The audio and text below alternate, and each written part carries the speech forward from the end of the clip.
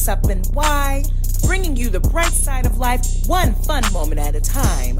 Brought to you by the New Thought Media Network. Please put your hands together for your hosts, Rev Casey Taylor and Miss B Lovely. Miss B Lovely is not here today. She's off doing some big stuff out in the world. So I'm grateful. I'm Reverend Casey Taylor. My pronouns are they, them, and I'm grateful to be joined by our special guest, Reverend Dr. Donelle Cole. Hey, I'm happy to be here. I'm so glad that you said yes. I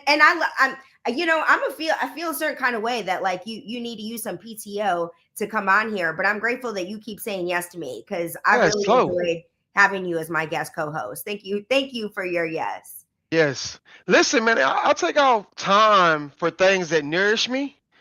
So it's not like I'm really missing money. It's just reallocating it to the right pot, you know? Yes, I love that. Taking time for things that nourish you. And when I said, Reverend Dr. Donelle Cole, what do you want to be our theme today? You came back right at me with things to leave, things to let go of in 2025. And I love that we started the show with you talking about leaning into what nourishes you. So I'm sure that's not what you're leaving behind in 2025. I'm being more intentional about that, though. I think this year has really challenged people to either overwork, like extra hard, grind, do it now, do it with everything, and we didn't do it from a place of alignment. I think this year, I think we did it from a place of survival because of all the changes that we've experienced.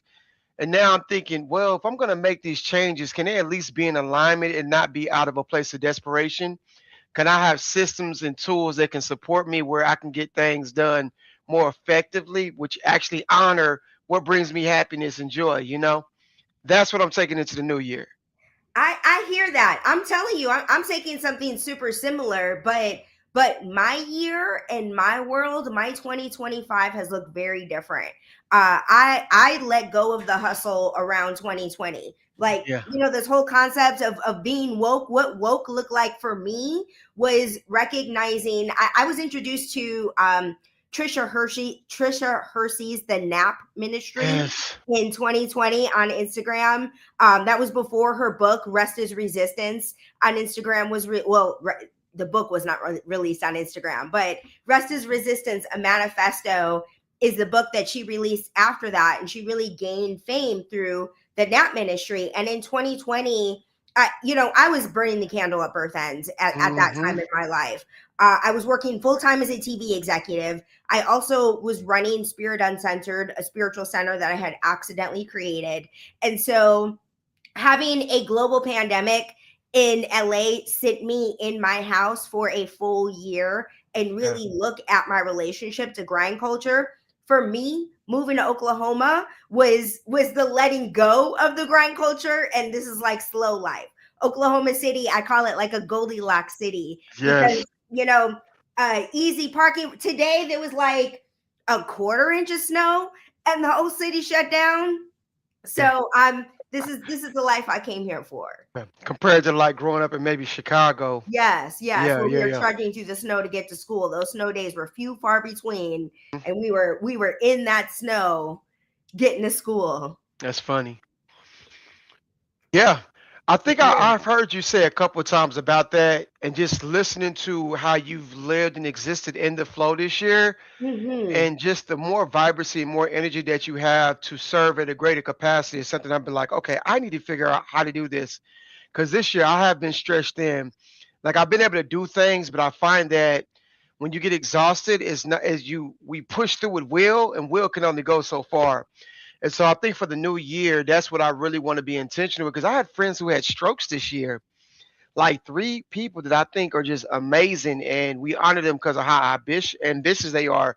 Like this year, I don't know if it's because I'm crossing over into my 40s and I see it more, but I don't want to get surgery. So I'm always looking like, what can I do that can help me live a better life, greater quality of life, greater contribution, which left less effort that doesn't require me to kill myself to get it done, man. It's crazy. Rest is absolutely the secret. And I my greatest, the quality that I had to learn was faith. That when I made a decision of choosing to rest, regardless of what the context is, regardless of how somebody else was going to feel about the fact that I was choosing rest, to trust and know that this decision is for my highest and best. Yeah. And like I have spoken a lot on this show about how I wrote this book, Making Peace with My Inner Shit Talker. And it's this 90-day program where making peace with my inner shit talker means that my shit talker is the one that's prioritizing somebody else's so-called needs over my own rest. And so knowing that when my body, my intuition is calling for me to slow down, and I think, as you're talking about like getting into this age bracket, I think it's a matter of the fact that I live from a place of rest since 2020. I'm inspired by other people who do that. And those people have a tendency to live healthier lives because of it, Yeah. Yeah. because rest, and because they operate from faith of knowing that the money's going to be there to pay the rent or whatever it is that they think they need to do for such and such to happen, letting go of Yeah. control and trusting their Yeah. intuition. That's the secret. That's the key. Sounds like living a meditative life. In some ways it is. And Yeah. honestly, Dr. Donelle, your message on Sunday has been sitting hard with me. It was Think Like a Monster was your talk title at Yeah. Tell United. me more. Yes, I sure do, because I was watching Frankenstein. Well, I was watching Frankenstein right before we connected. Like I got Yeah. Yeah. 10 minutes left of this movie, and there's a line in the movie where she said, playing God makes you a monster. And I was thinking about how my way of being, my operating from control, that really is playing God. Instead of trusting that spirit is doing its thing, instead of trying to intervene, trying to control, that's the thing that's really held me back. And I shared with you this morning, we said this offline as we were checking in, like, how you doing, what's going on. I shared that that my very first encounter when I woke up this morning was somebody who called the police on me for having accused me of taking money from them. And also this month, somebody sent me an email saying that I had accused them of being the person who misappropriated funds from our spiritual center. I'd never met this person. I didn't know who they were. 2 weeks later, I ended up being a drummer at that person's their son's best friend's funeral. This young man took his life, and I served as a drummer at the funeral and got an opportunity to meet this woman who gave me this false accusation just 2 weeks earlier. So I've just been in the land of false accusations just this month, and I'm really recognizing that people who I don't know, I don't know really any of these people, see me as a monster in their story, and I don't even know who they are. Yeah. But That's like, crazy. but what what I am doing is I've been operating from a place of control. And so I'm seeing myself as being the monster in somebody else's story, and recognizing that we're all in this together, right? Like in Yeah. 2025, we're all in this together. I can criticize people for these false accusations. I can be a victim or a martyr and be like, look at all these things that are happening to me, and I'm just out here doing my minister thing on my show, Right. What's Up and Why, minding my business, being very, very transparent about my life, so that if I was stealing all my stuff, what would I even be Yeah. doing with my life? Yeah.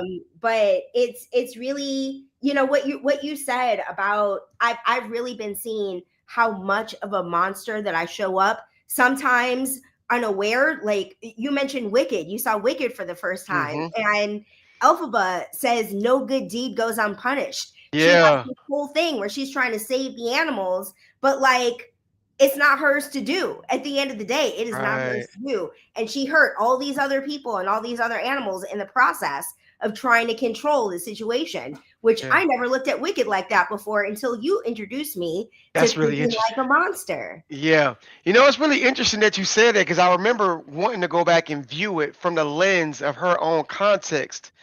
because even her best intentions, although in her mind is right, is justified, she said what was right despite the system falsely accused in a lot of ways. And a lot of mistakes that she made weren't conscious, intentional mistakes. They were just things that happened, like cause and effect, right? She I had gotta go good back and intentions, but she she had the was trying best. to control. She Yeah, saw that the way that the animals were being treated in Oz, and she felt empowered. And we look at a story like Wicked, a hero like Alphaba, as somebody who's like a product of the system. But yeah. at the end of the day, and I feel like this isn't a big spoiler. It is. She doesn't learn some big lesson of I need to stop trying to control stuff. She does surrender, but not from a place of having really learned a lesson Hmm, of hmm. how all of her efforts of control aren't the way. Isn't Right. the lesson that she's meant to learn. And I don't know if that character ever really, like at the end of Act 2, really like has this Yeah, big lesson learned. You know what I yeah, mean? It's yeah. really circumstances. She keeps herself safe, but like um it isn't as if she gets her big aha Yeah. hero's journey moment of this is why I went through all of this and this is how I'm about to what I need to do differently or the impact that I need to make. Interesting. I Interesting. just figured this out. I've been a fan of Yeah. this story for 20 years and I'm I thinking never noticed. You know, I always identified with Alphaba, and in the ways that she is a monster, that aren't really touched upon in the story. And it's not the story's fault. Like the story is yeah, the story. yeah. But I never really saw myself as, you know, that all good intentions. What is the phrase about good intentions lead to hell? Hmm. Something like that. Yeah, Yes, the best of intentions lead to hell. I don't know. Hell yeah, was paved with the best intentions. I don't know. yeah, Something along those lines. But yeah, um, you know, it's about control and yeah. that lesson that's people perceive as monsters is somebody who thinks they're doing something nice, they're doing something kind, they're doing what's best for that other person, but in reality they're projecting their own ideas of who and what they should be. And Absolutely. So it makes me think about Thanos in the Avengers, how he wanted to get rid of all of these human beings yes, who were causing chaos throughout the universe, and at the cost of the greater good, sacrificing the few for the greater good. And in their mind, they doing it with the best intentions. It's just really chaotic. And I could also say some people say the president he's cleaning the swamp. He's it, right, and I'm thinking like sometimes we look at chaos and the role that chaos plays. Like you can't have a rebirth without chaos. But it's like at how much cost does it? How much destruction has to take place? And who's to say that the changes that's going to take place would be ideal for everyone that's left behind? I am going to. I really really appreciate that you brought up the president, because it's been really important to me not to focus on that individual Hmm. and to put my attention on the people who support the kinds of actions that he Right, takes. right, right, right, right. I was having, and this is, you know, our conversation about Monster and a Hmm. conversation Yeah, that we started that really kicked off on the Sunday before when I said I don't know how to deal when people who I love have values that severely differ yeah, from my own. yeah, That back in 2015, when I learned that some of my family members really supported Trump as president, I really led with concern for the immigrants in my life. The things that are happening to immigrants today were the things that I was afraid would happen back in 2015. yeah, The things that are happening to trans people, that was addressed in Wicked, where they needed special permission from the governor to yeah, travel. For that, Munchkins had this yeah, specific designation. Reminds me of how trans people had their yeah, passports yanked away yeah, with the stroke of a pen by executive yeah, order. Those were the kinds of things that I was afraid of when people who I love were supporting initiatives, government initiatives yeah, that were leading to the experiences that we have today. So I was coming at it from a very alphaba mindset of what do I need to do? How do I change this world? How do I look Yeah. out for the underserved, the marginalized? And I Yeah. was really leading with good intentions. And what I've learned, what I've recognized in 2025, I've learned in no other year but 2025, is that what it means for us to be on our own perfect journeys is that the way things are right now is exactly where they are meant to be. That Hmm. my belief that I, Casey Taylor, have to be the one to change the world is egotistical. It is controlling, it is manipulative, and it isn't trusting spirit. It's saying that I can play God better than God can play God. That's good. So this year has been a giant lesson in let them do them, which has been a big phrase, also been Yeah. cultural shift. I've been hearing Mel Robbins, I think, is who's credited for it this year. Let Yeah. them be them. A lot of people in my life are really operating from that standpoint. And I understand that letting somebody else be who they are is empowering them to be who they are. That me leading with my own agenda doesn't serve anybody, doesn't serve me, it doesn't support them, and it doesn't create a healthier, warmer place for Yeah. marginalized people in our Yeah. world. I think it's a twofold. I think there is a way where we look at what's happening and saying, what role can I create that can bring more wholeness to the situation? Right? It is debunking myths. It's to say that although you may see this on media, we all don't feel the same way or think the same way, right? It can say, I may not be in politics, but who can I serve who has agendas or motives that serve the greater good to create more protection? It's to say, hey, SNAP benefits are being taken away. What organizations can I bring extra food to, right? That can still serve the people that may be in our village despite what's taking place. So I do think, although that's going on as far as the political climate, I kind of like the way it's playing out. And some people are like, what do you mean? Right? I think that, we had to see it. Right? It's just like the P. Diddy documentary. One thing we don't like to admit is that we all have a little bit of narcissism in us. We all love this success because we've been bred in this culture that says success at what cost.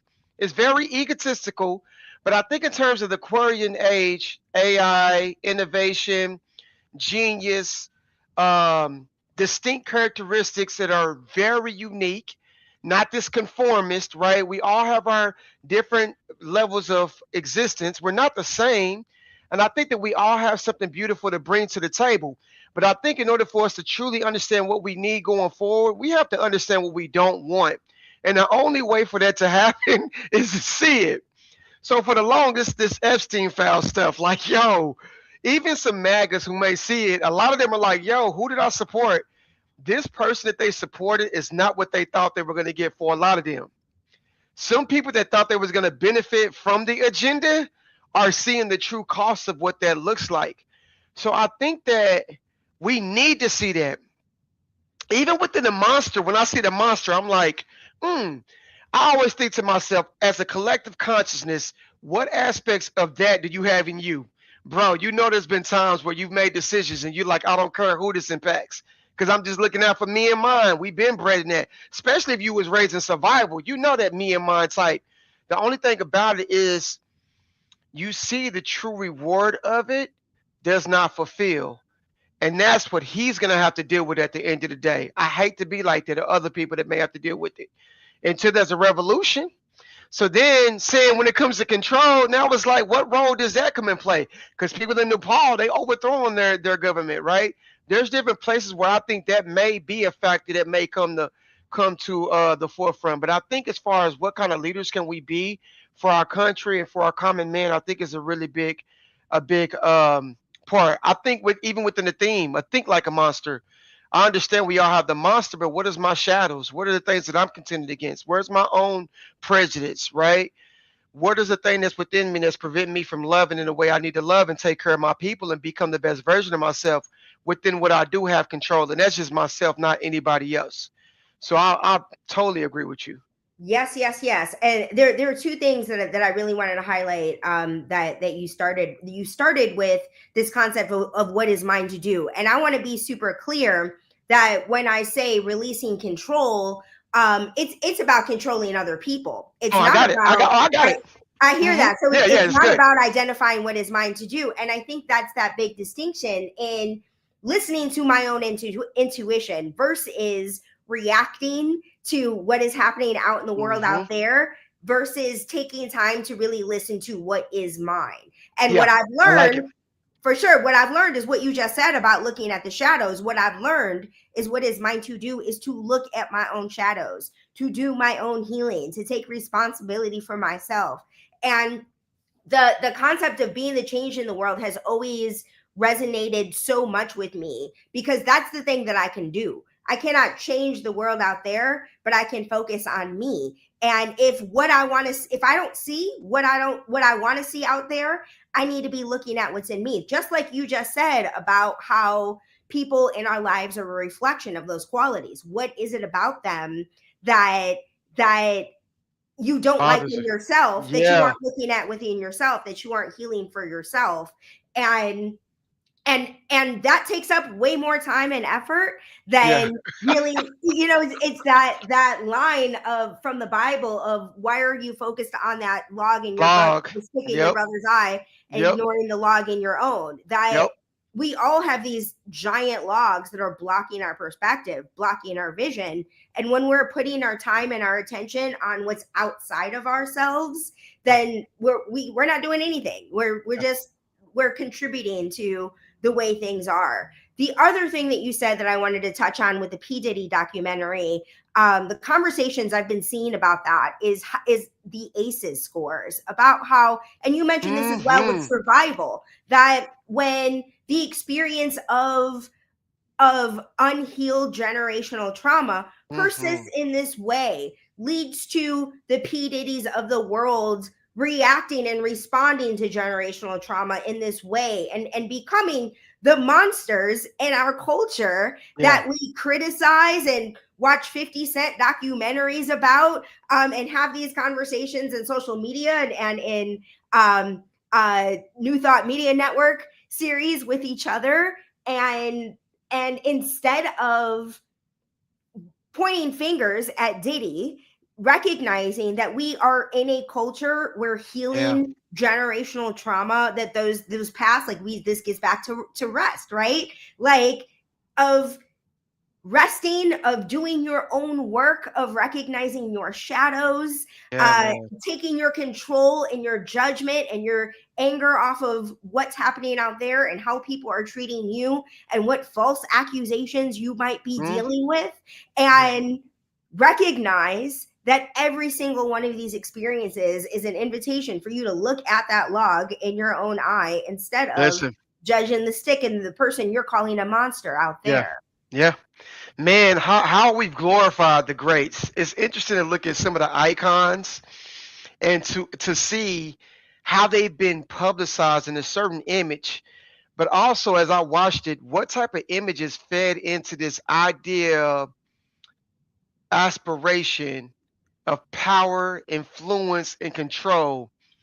Well, I listen to my daughter talk about what she thinks success is, and I think about when he first went through all this trouble, I was like, dang, because as a black man, there's very few pinnacles of success that we've seen, especially if you like entertainment. It was Jay-Z, it was Puffy. I mean, we didn't have Biggie. You may have Nas if you're a hip hop head, right?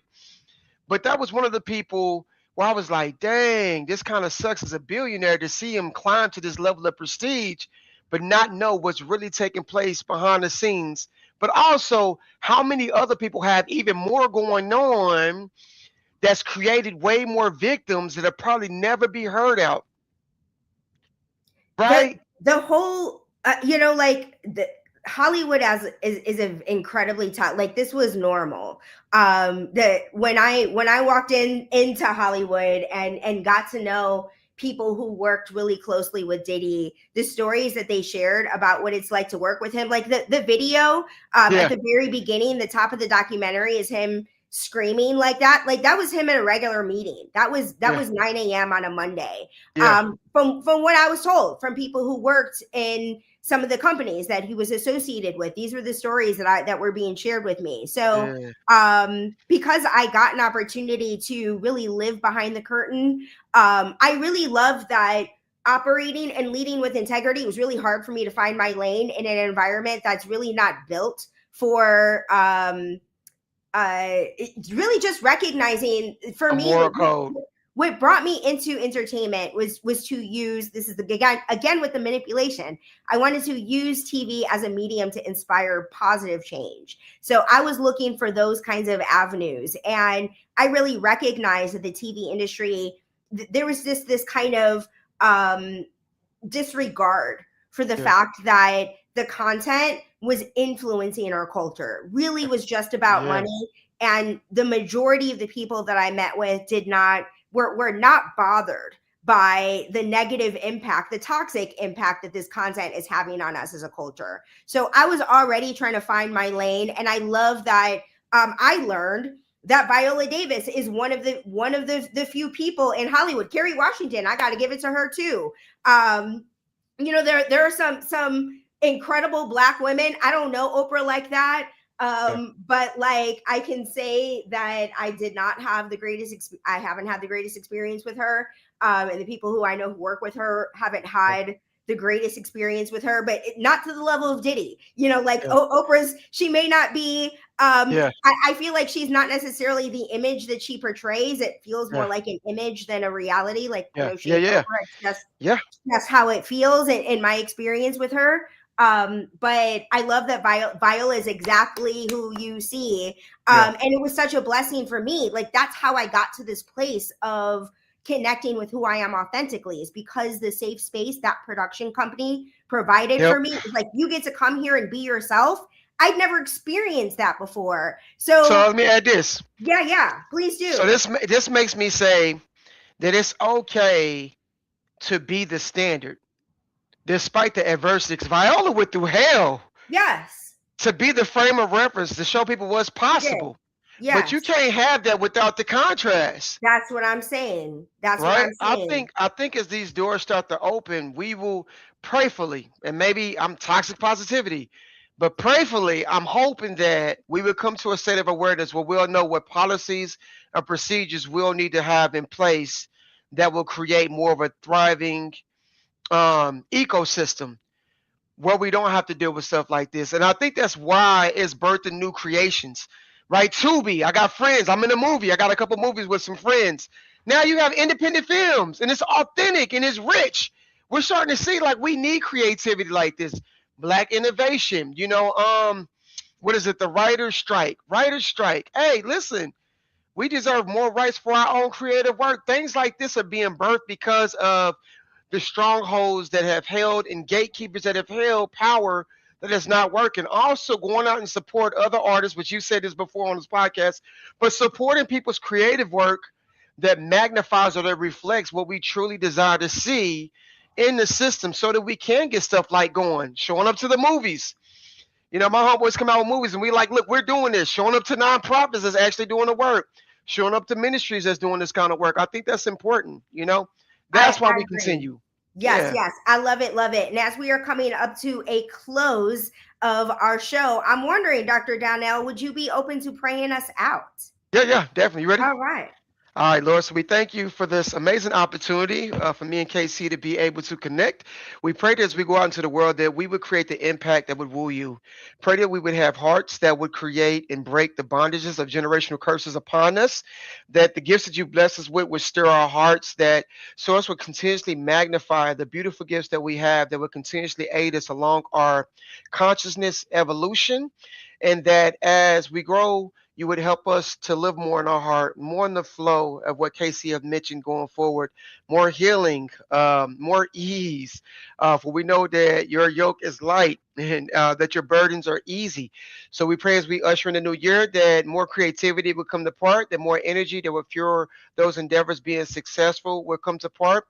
And we thank you for this success and release this prayer into the law that only knows yes. And I affirm this in any prayer that you see fit. And I would say, and so it is. Yes, so it is. Thank you so much, Reverend Dr. Donnell Cole. You are an incredible guest co-host. Thank you for your yes. I love that this nourishes you. Thank you all for who viewed today. And we invite you to have the best day ever. Hey, hold on. And shout out to Be Lovely. Do your thing, girl. Do your thing. Right. Since we shouting people out, I got to shout out our producer, Clarissa. Shout out to Clarissa for being here each week. Hey. Have the best week ever, y'all. Best week ever.